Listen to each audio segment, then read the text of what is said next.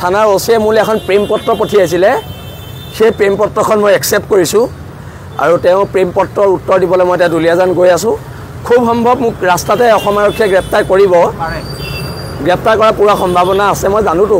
অসম আৰক্ষীৰ চৰিত্ৰ মই জানো আৰু সেইকাৰণে অসমবাসী দুলীয়াজানবাসীক প্ৰথম ধন্যবাদ জনাইছোঁ আজি দুলীয়াজান স্তব্ধ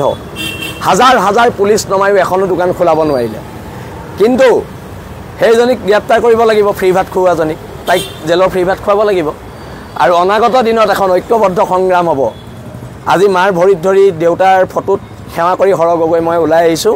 মাক কৈ আহিছোঁ ৩-৪ মান আহিব পাৰোঁ জেলত থাকিব পাৰোঁ আৰু এটা কথা স্পষ্ট বীৰ লাচিত সেনাৰ সৈনিক আৰু শৃংখল চলিয়াই ঘাঁহ নেখায় সেইটো কথা মনত ৰাখিব লাগিব আৰু অনাগত দিনত খিলঞ্জীয়াৰ আধিপত্য থকা অসম হ'ব খিলঞ্জীয়াৰ আধিপত্য থকা অসম হ'ব মূৰ তল কৰি ইয়াত জীয়াই নাথাকোঁ পুনৰ কৈছোঁ হ'ব পাৰোঁ আমি দুখীয়া আমি তহঁতৰ গোলাম নহয় আঁঠুকাঢ়ি অধিকাৰ খোজা বীৰ লাচিত সেনাৰ সৈনিকৰ নিয়ম নহয় আৰু নিয়ম নহয় এতিয়া আমি দুলীয়াজানলৈ মুভ কৰিম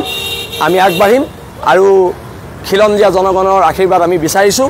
অনাগত দিনত এখন ঐক্যবদ্ধ প্ৰতিবাদ হ'ব ধন্যবাদ জয় অসম